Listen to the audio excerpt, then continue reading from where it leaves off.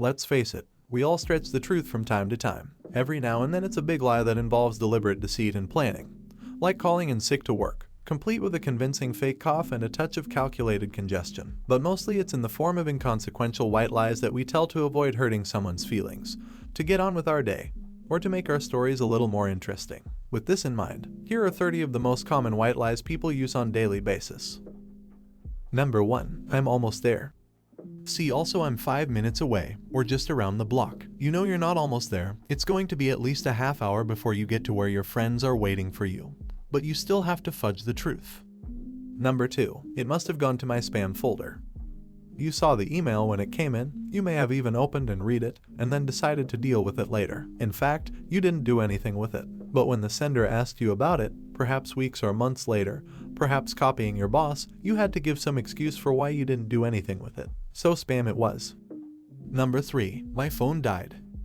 When you get texts from 2 different friends suggesting 2 different plans and can't make a decision about what you'd like to do. This is a convenient way to get out of making any choice at all. You just ignore both of them and send along this text the next morning. Number 4. My phone's been acting weird. A solid backup to my phone died. This lie is great for explaining away basically anything. An email you ignored, a voicemail you never answered, or a text you sent and regret. Just blame the phone.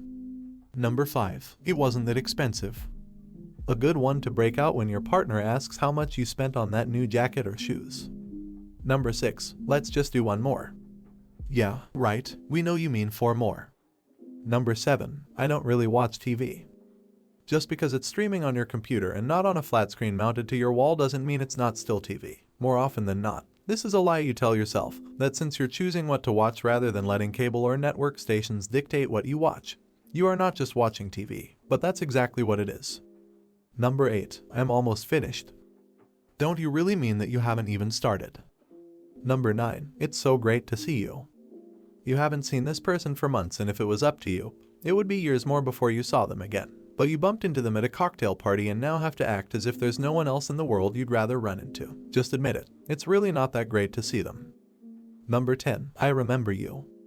The person you were just introduced to certainly seems to remember you. They can even name your mutual friend and the party where you first met. But you've got no idea who they are and aren't about to admit it. So you smile and warmly recall meeting them before. It's a harmless fib that saves both parties some embarrassment. Number 11. That makes sense. When a friend explains their decision to move miles out of the city or to get a pet iguana instead of a dog or some other choice that seems weird or illogical, sometimes this is the only thing you can say. Number 12. I'm having trouble hearing you. If you don't like where a conversation is going, bad reception is the perfect scapegoat. There might be a slight bit of static on the other line or a little break in the audio, but if you really wanted to hear what the other person was saying, you probably could. Number 13. Oh shoot, I forgot to do that. When your boss asked you to write up a proposal you know he'd just end up ignoring, you decided to ignore the request yourself. But in that rare case where your boss remembers something he asked you to do, you've got to act like it slipped out of your mind, not that you deliberately ignored him. Number 14. It's not you, it's me. Let's be honest, it's you. Number 15. I'm good. As in, I'm good, how are you? It's the automatic response we give in almost every small talk exchange. Whether it's with coworkers or complete strangers, you could be feeling depressed, or fighting off the flu, or just having a horrible day. But you're always going to say, I'm good. Number 16. I'm fine. Serving a similar function as I'm good. Only this response might have more passive-aggressive connotations, often used when you're trying to convey that you are not fine to your partner or someone at work who is annoying you. They ask you how you are, you just have to say that you're fine when you're not really fine. Number 17. Traffic was nuts. You have Google Maps and Waze and you probably have a pretty good idea of how long it will take you to get from one place to another. Yet you didn't leave your place until 20 minutes before you were supposed to be somewhere that you knew would take at least 45 minutes to get to. And then blame traffic for the error of your Waze. Likely story. Number 18. It's my last one.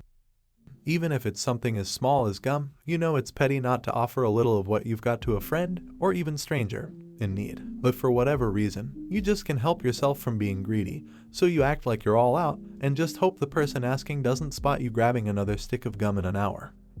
Number 19. I try to get to the gym about 4 times a week. Yeah, right, you've been maybe twice this month and consider that a near record. But when someone asks, you don't want to be honest about how slothful you are. And, at the same time, you don't want to be too obviously lying by saying you're working out every day, so you split the difference and go with the believable 4 days. Number 20. I've got plans that day.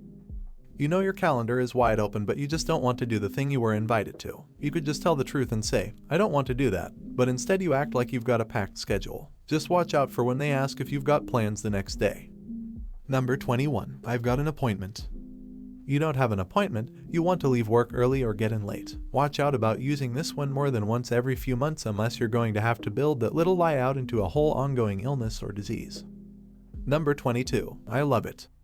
Said more often around Valentine's Day or any gift-giving holiday, this is the lie you say when you get something you really hate or at least think is pretty lame, but don't want to hurt the feelings of the giver. Number 23. That's interesting. No, it's not. It's also not funny, surprising, exciting, or any other positive adjective. But you have to say something about it, so you're stuck with calling it exactly what it is not: interesting. Number 24. I didn't even see you there. You spotted that person the minute you walked in but were really hoping they didn't see you, or at least would pretend they didn't. Unfortunately, the other person is not willing to play along, so now you're going to have that awkward interaction, and pretend that there is nothing else you'd rather be doing. Number 25. I'll call you later. I think you mean never, like let's hang out soon. This is a favorite lie of those who want to put on the appearance of friendliness without actually wanting to be friends. Number 26. I gotta run. You have nowhere else to be, but this party is starting to get boring and you know you'd rather just hang out at home. You just don't want to hurt anyone's feelings, so you try to add a little urgency to your departure. Number 27. I caught that cold that's going around. A great lie when you don't feel like going out. It also has the added benefit of seeming like you have no choice in the matter and aren't just choosing to be a bit of loner. Number 28. I've been totally slammed. With what? You've had plenty of time to return a call or help out with the errand your friend is asking you about, but you'd rather not do it and instead act like you're so busy with a million other things that somehow have taken up all your time. Number 29. Just kidding. A convenient button to add to any comment that you realize was a bit too true. When you say something that comes out a little harsher or more honest than you'd intended, this is a favorite go-to for backtracking. Nobody believes you were joking, but it's easier than acknowledging that you just said exactly what you meant. Number 30. This is delicious. Your partner fancies themselves a master chef and is often forcing their odd creations on you. The raspberry radish combo in their latest dish really doesn't work, but you can't really say anything or your whole relationship might take a hit, so you swallow as much as you can and find a way to discard the rest. If you said this lies, don't forget to subscribe and smash the like button.